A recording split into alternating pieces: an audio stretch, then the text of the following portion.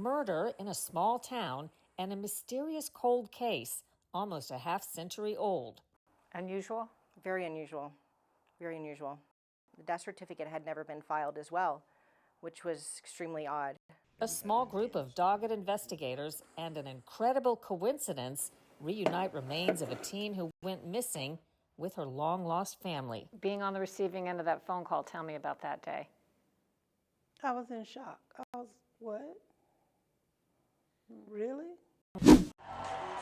When Zoran Mamdani won the mayoral race in New York City last week, it signaled some significant changes for America's largest city. But for those who fear or celebrate the prospects of a socialist city, there's already a West Coast movement playing out in Portland. I think the Portlandia experience, coming to a city near you should be the most terrifying thing out there. The COVID epidemic may seem part of pandemics past, but scamming over $300 billion in relief funds is a continuing plague for prosecutors. Some people may be sitting at home thinking they got away with this. What's your message to them? My message is we're still on it.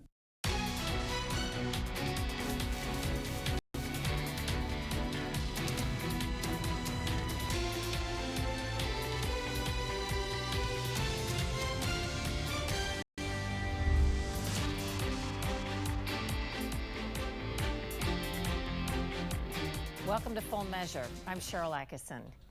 We begin today with a fascinating true-life cold case story that teaches us about the power of determination and how every life matters, even sometimes to strangers. For Dorothy May Strickland, a 17-year-old who vanished one humid summer night in Florida back in 1979, the dust had long settled on her murder. Her skeletal remains, shuffled between labs and storage, sat unidentified and unburied for 45 years until a chain of coincidences that would finally bring her home.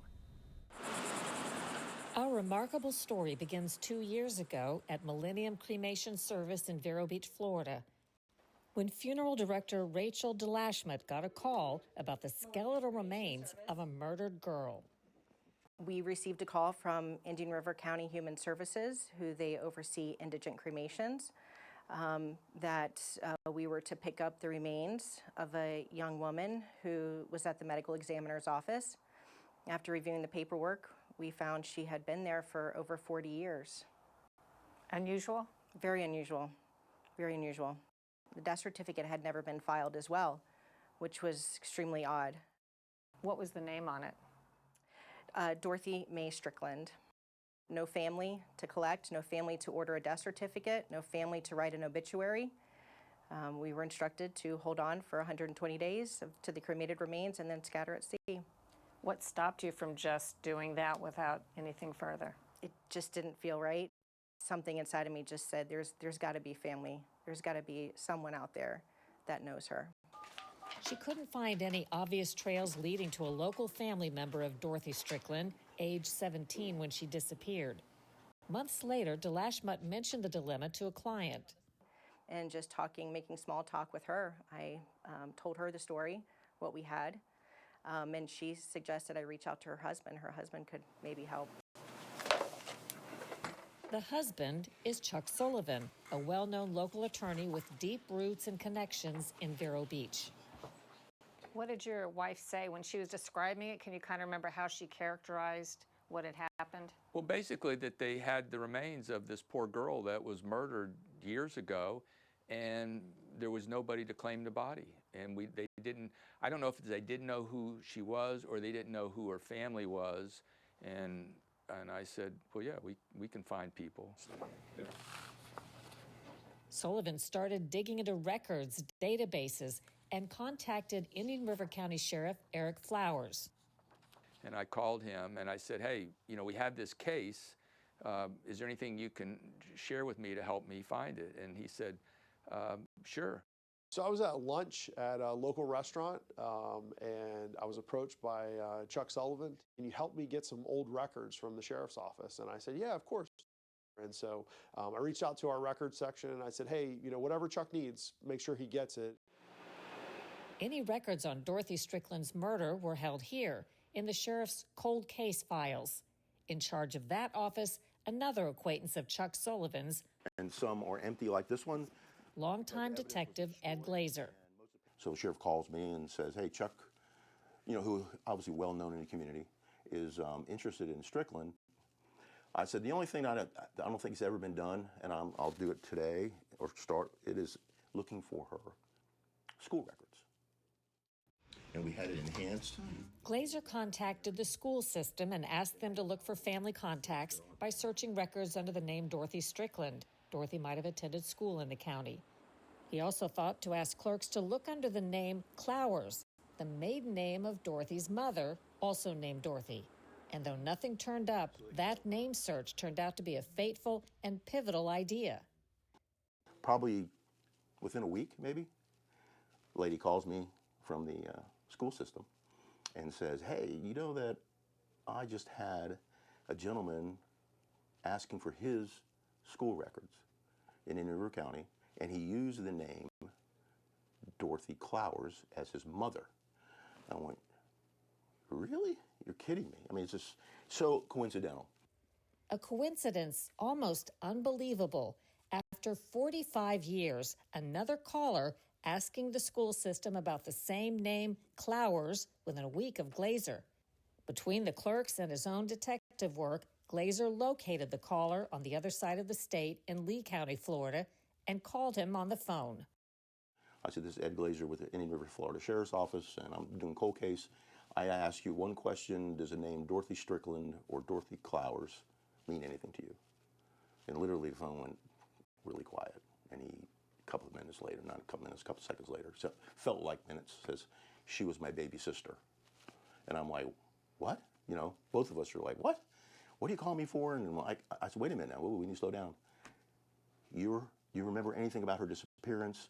And he said, not only am I her brother, but she has 2 living sisters that live in Cocoa.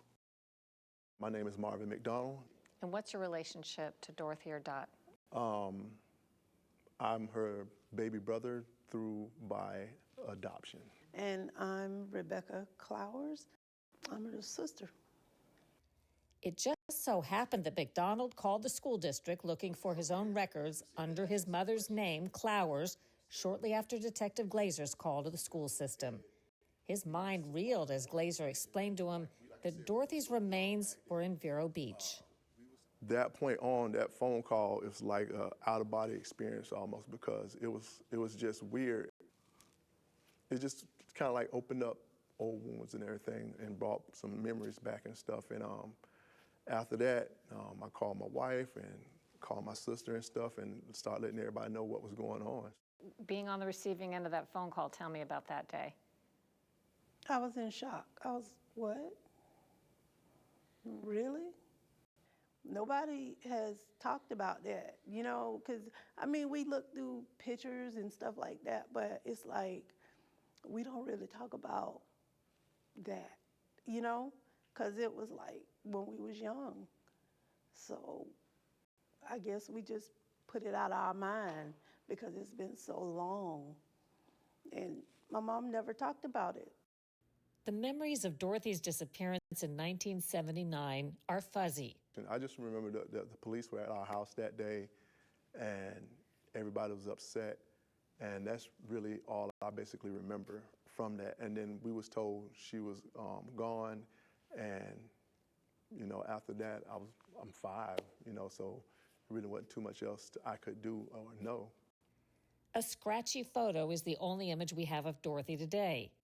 Piecing together her last moments, Detective Glazer says she'd partied with cousins at a bar in nearby Fort Pierce, hitched a ride home with 2 men, then decided to go back out after midnight, never to return. He seems to remember the pine trees, these. Then 7 months later, in February 1980, hunters stumbled on her skeleton here, partly covered in foliage. The detective who first reported to the scene back then pointing out the spot for us today. He came back here and they showed me the body. Actually, it was just laying in the dirt. Dorothy's identity was confirmed through a ring and dental overbite. The family moved on, burying the grief amid subsequent tragedies, 2 other siblings also murdered over the years in unrelated incidents. Now, after all this time, Dorothy's remains are finally in the hands of her loved ones. And I'm just glad that they brought our sister back to our family. Yep. A series of coincidences and determination bringing a long-lost sister home to her family 45 years later, thanks to people who never met her and a funeral director who chose not to bury unanswered questions. God's grace, just how everything fell together. Everybody had a part, how everybody had a part in it, and how, I mean, it was just amazing how it all just, pieces fell into place where they should have been.